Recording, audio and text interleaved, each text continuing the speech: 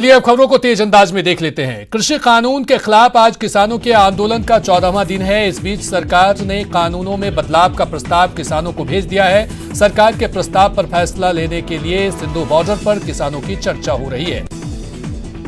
किसानों के आंदोलन के बीच आज मोदी कैबिनेट की मीटिंग हुई। बताया जा रहा है कि कैबिनेट में कृषि कानून में बदलाव के प्रस्ताव पर भी चर्चा की गई। प्रेस कॉन्फ्रेंस में कैबिनेट के फैसलों की जानकारी दी जाएगी। इस बीच कांग्रेस नेता राहुल गांधी और एनसीपी अध्यक्ष शरद पवार सहित विपक्ष का एक प्रतिनिधिमंडल आज राष्ट्रपति से मिलेगा और कृषि कानूनों को रद्द करने की मांग करेगा। पश्चिम बंगाल में आगामी विधानसभा चुनाव के लिए बीजेपी ने कमर कस ली है। बीजेपी अध्यक्ष जेपी नड्डा आज से 2 दिनों के दौरे पर बंगाल पहुंच गए हैं। उन्होंने बंगाल पहुंचते ही ममता सरकार पर जमकर निशाना साधा। जम्मू कश्मीर में पुलवामा के टिकेन इलाके में सुरक्षा बलों के साथ मुठभेड़ में 3 आतंकी मारे गए। बताया जा रहा है कि इनका संबंध अल-बरद आतंकी संगठन से था। कोरोना के खिलाफ भारत के वैक्सीन कार्यक्रम में दुनिया के बढ़ती दिलचस्पी को देखते हुए आज 60 से अधिक देशों के राजदूतों ने हैदराबाद की प्रमुख दवा कंपनियों भारत बायोटेक और बी का दौरा किया।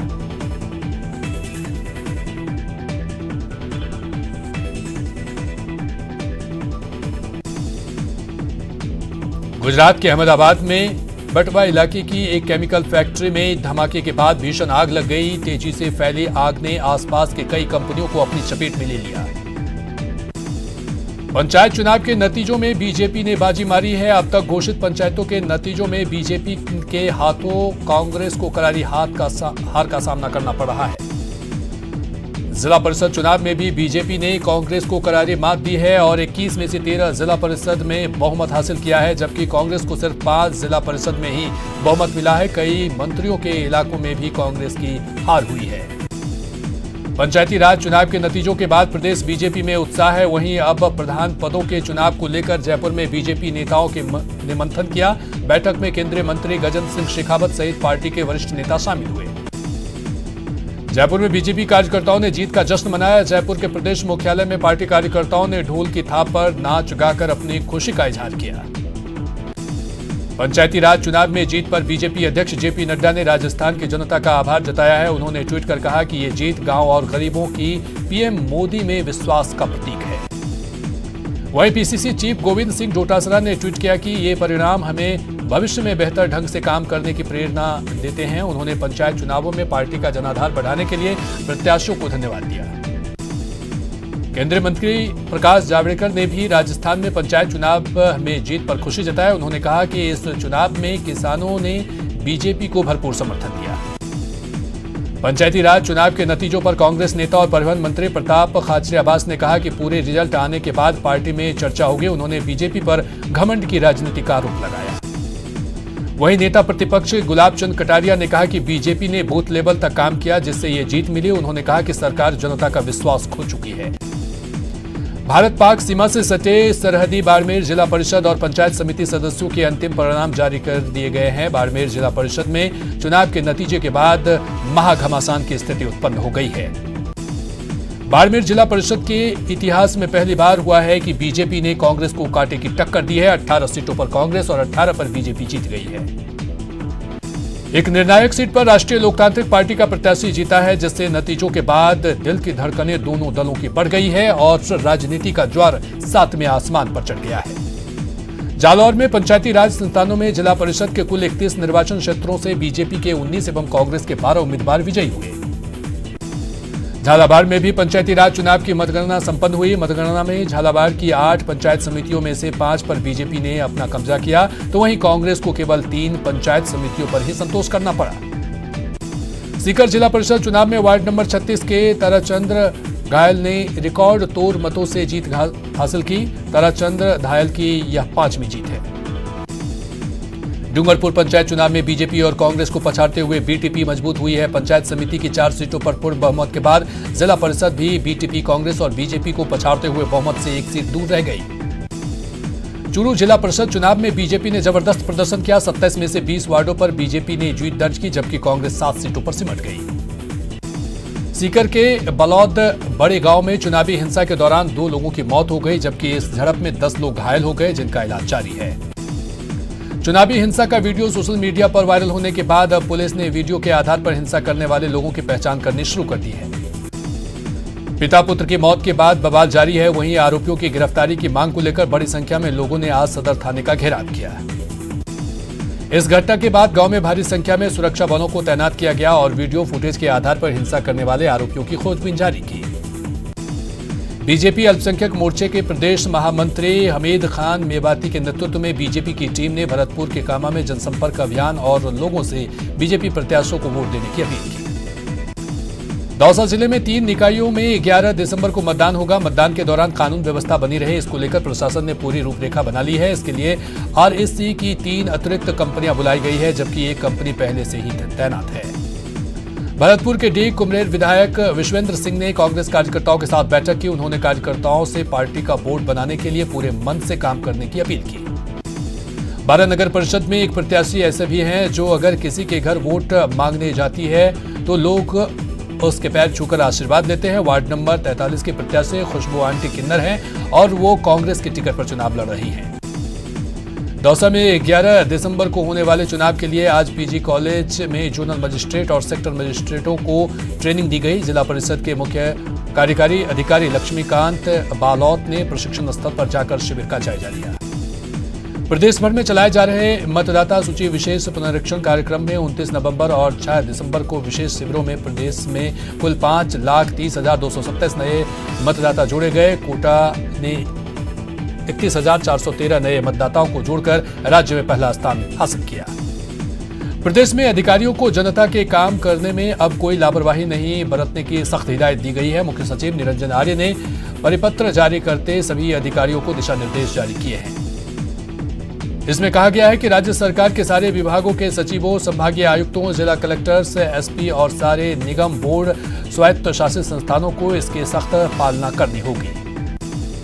वहीं अब कोई भी आईएएस अधिकारी मुख्य सचिव की अनुमति के बिना मुख्यालय नहीं छोड़ेंगे। इस संबंध में कार्मिक विभाग के सचिव हेमंत गेरे के निर्देश जारी किए हैं। बाड़मेर में महिला ने 2 मासूमों के साथ टांके में कूदकर जान दे दी। पानी में डूबने से तीनों की मौत हो गई। पीहर पक्ष की मौजूदगी में तीनों शवों को टांके के बाहर निकाला गया। पुलिस ने मामला दर्ज कर जांच शुरू कर दी है। अलवर के बानसूर में एसीबी की टीम ने बिजली निगम के तकनीकी सहायक सुनील कुमार को 28,000 रुपए की रिश्वत देते रंगे हाथों ट्रैप किया। आरोपी तकनीकी सहायक सुनील कुमार ने परिवादी से ट्रांसफार्मर बदलने के लिए 30,000 रुपए की रिश्वत मांगी थी। अलवर में राजनेताओं के होल्डिंग्स पर कालिक पोतने का मामला सामने आया है। जैन मंदिर के पास श्रम मंत्री टीकाराम जूली और पूर्व केंद्रीय मंत्री जितेंद्र सिंह की होल्डिंग्स पर कालिक पोती गई, जबकि बिजली घर सर्किल पर बीजेपी सांसद बालकनाथ के फोटो पर कालिक पोती गई है। दौसा में प्रसूता की मौत पर परिजनों ने जमकर हंगामा किया और शव को सड़क पर रखकर प्रदर्शन किया। इस कारण लालसोट रोड कई घंटों तक जाम रहा। मौके पर पहुंची पुलिस ने समझा बुझाकर मामला शांत कराया। बूंद पानी सप्लाई को लेकर डुंगरी कॉलोनी के लोगों ने कलेक्ट्रेट के सामने विरोध प्रदर्शन किया।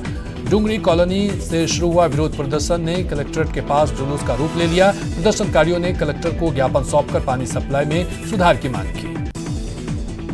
भरतपुर के बयान में पुलिस ने अवैध शराब फैक्ट्री का भांडाफोड़ किया। पुलिस ने मौके से भारी मात्रा में शराब बनाने की सामग्री जब्त की। हालांकि आरोपी फरार होने में कामयाब रहे।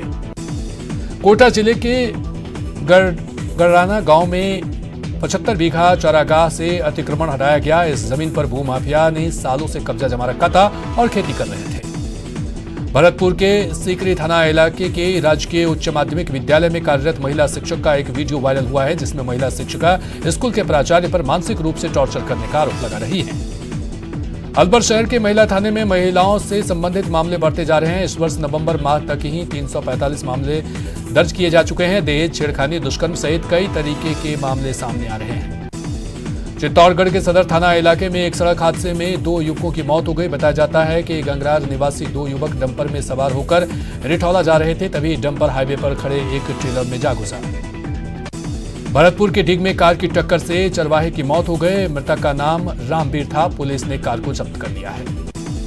जोधपुर के लूणी थाने में सोनाई गांव के पास एक ट्रेलर में अचानक आग लग गई, जिससे ट्रेलर जलकर खाक हो गया। चालक ने ट्रेलर से छलांग लगाकर अपनी जान बचाई। अजमेर में एक दुकान में चोरी की कोशिश नाकाम हो गई। दुकान मालिक ने बताया कि चोरी की नियति से कुछ चोर दुकान में घुस गए और सीसीटीवी कैमरा तोड़ने लगे, तभी उनके भाई की नींद खुल गई। और बड़ी खबर सवाई माधोपुर से है। सवाई माधोपुर से ये बड़ी खबर, एसीबी का एएसपी भेरूलाल रिश्वत लेते गिरफ्तार हुआ है। सिविल लाइन आवास पर ही चल रही कार्रवाई, जयपुर एसीबी की टीम कर रही है ये कार्रवाई। 80,000 की रिश्वत लेते ट्रैप किया गया है। तो जयपुर एसीबी की ये बड़ी कार्रवाई और 80,000 की रिश्वत लेते ट्रैप किया गया है घूसखोर अधिकारी को। सिविल लाइन आवास पर चल रही है कार्रवाई।